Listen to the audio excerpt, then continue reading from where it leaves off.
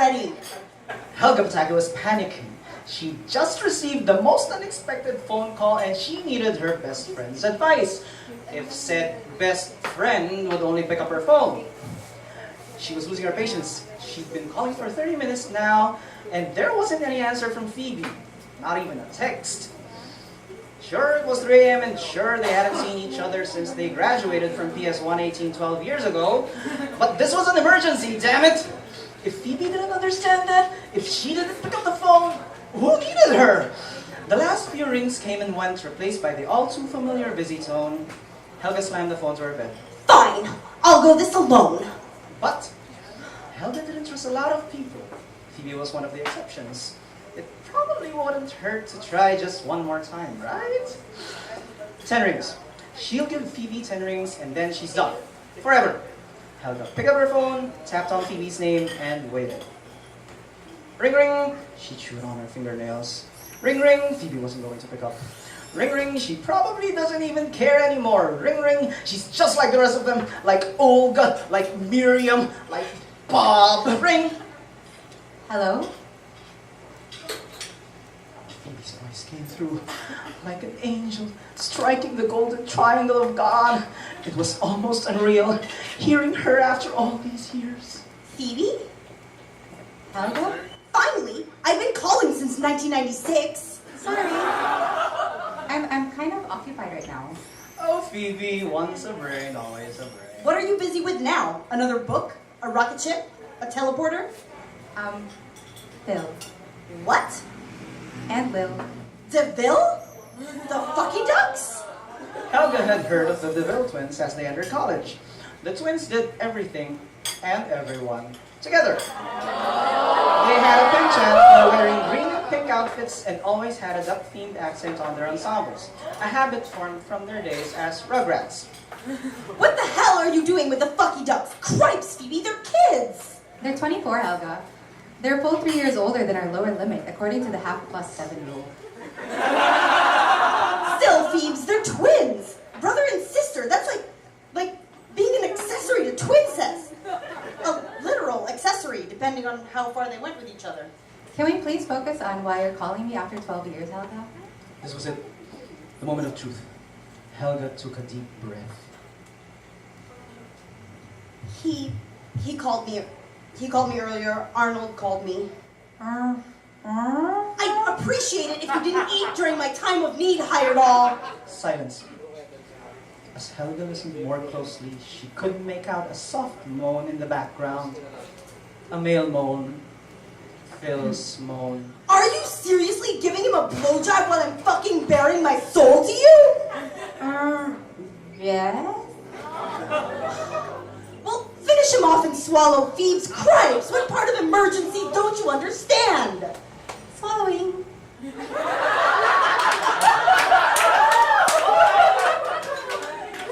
Okay, Helga, I'm all yours. What about Lil? Oh, she's still going down on me. You don't mind, do you? I've never been the middle part of a human sexipede before. Phoebe, you're probably the only friend I have, so I would really appreciate it if you could get your head out of your crotch, or whomever's crotch it is right now, and just talk to me alone. Okay. You guys go on to the dungeon without me. I'll catch up. Are you finally alone? Yes. Okay. Anyway, Arnold called me. Shortman? Yes, Phoebe, Arnold Shortman, the bane of my existence, the torturer of my soul, the waker of my crotch. Helga fell to her bed, half touching herself unconsciously the moment she spoke Football Head's name. Did he call you about anything important? Well, it was more of a drunk call, and it wasn't a conversation per se, more like a statement. Oh my God, Helga, did he say he loved you all along? He said he wanted to lick my unibrow.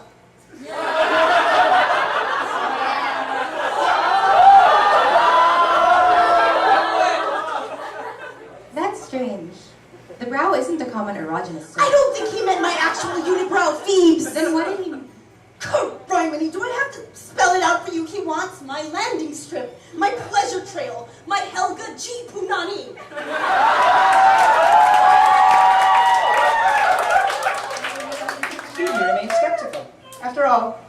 imply that a drunken phone call from a 12-year absent sort of friend couldn't possibly be more than just that. A drunken phone call. But then again, stranger things have happened. Like fucking Stoop Kid at last year's Christmas party. Then, something dawned on her. Oh dear. What? What is it, Steve? Spit it out. Well, What? how's it going to work? I mean, his head is wide, to say the least. You need to spread your legs at least 154 degrees to accommodate its growth. Do you do yoga? What? You'll need a significant amount of flexibility to fit Arnold's head between your legs. Helga was stunned. All these years of yearning for Arnold, and not once did she consider how he'd be able to give her football head. It's not like she would have been able to practice with her bubblegum replica of the Schnabel. Before she could bemoan the newly present conundrum, however, Phoebe, sweet, precious, brilliant Phoebe, had come up with a solution. Perhaps if you angle his head perpendicular to your gash. As long as his tongue moves in a circular motion, you shouldn't feel any difference. Well, you wouldn't have his ears to cling onto like handles, but that's something you might actually be thankful for. Helga stopped listening at Gash.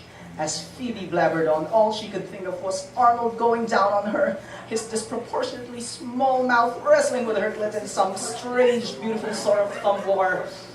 Her panties had gone damp. Her left middle and index fingers invisible to the naked eye. Phoebe, I gotta go. Have fun with the twins. But Helga, Helga ended the call and tossed her phone to the side.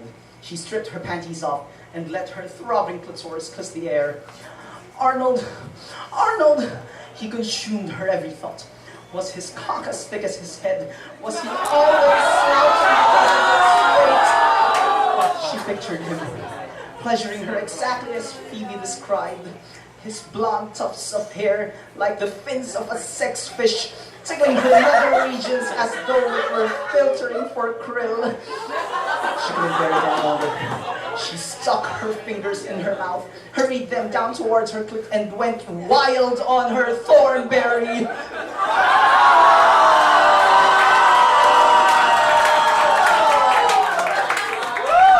Waves of ecstasy washed over her with every stroke. Her pussy pulsed to the beat of her fingers like a jazz band following a spastic conductor. She couldn't contain herself. Tender, aching moans escaped her lips. Oh. No, fingers wouldn't be enough tonight. Not with Arnold penetrating her thoughts. She fumbled around in the dark, reaching under her bed for her dildo. As soon as she felt it, she slipped it into her quivering, drooling snatch. Oh, Arzo had it gone between my loins. How the touch of your tongue burns me. Stoking the flames of passion 20 years young. For decades, I have longed to strip you, to peel you of your cruel callousness like a banana in a school play. For decades, I pined for your body, to have your oval intersect with mine like a half-awake Venn diagram of desire. Tie down my arms, my hips, my core. String them up to the pigeons and send me flying off to sweet, soulful oblivion. The dildo wriggled.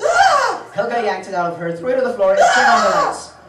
The dildo, covered in black and white stripes and Helga's pussy juices, stared back at her. Screamed back. Real